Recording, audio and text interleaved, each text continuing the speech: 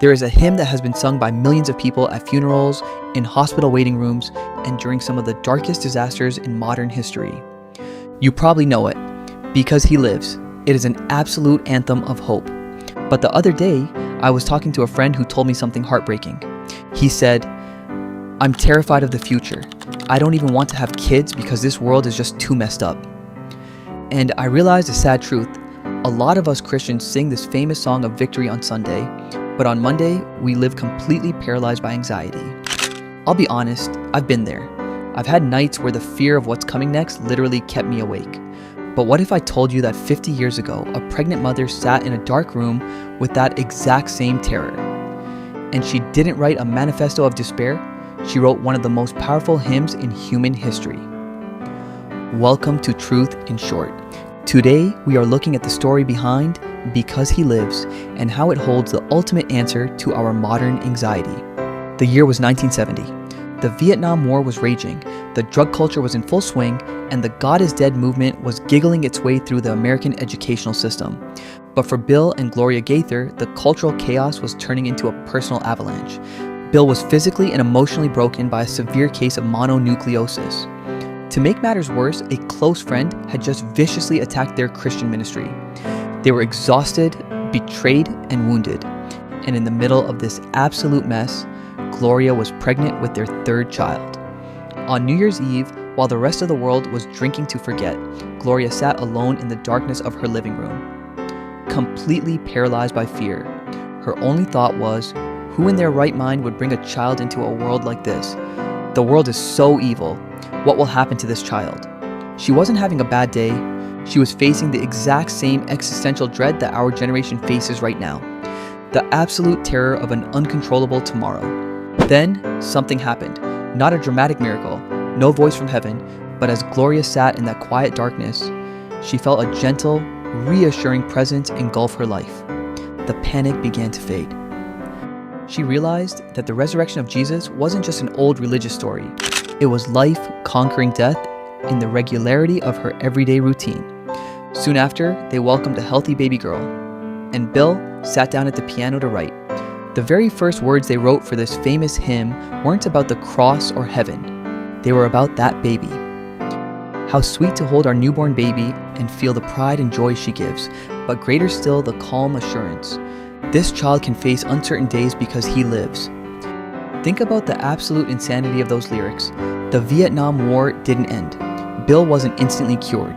The world hadn't fundamentally changed, yet they possessed a calm assurance. Why? Because their hope wasn't tied to anything happening in their generation. Their anchor was thrown completely outside of this broken world. It was anchored in an absolute, undeniable historical fact: the empty tomb.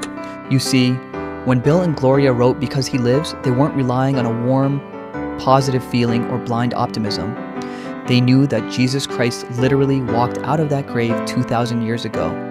And if the King we serve has conquered death, the absolute worst case, then He already owns your tomorrow. But let's be real. How do we practically live this out when we wake up on a Monday morning, check our phones, and immediately feel overwhelmed by reality? I'm not going to tell you to just take a deep breath or think positive thoughts. Instead, here are 2 biblical, actionable steps you can take today when the fear of the future starts paralyzing you.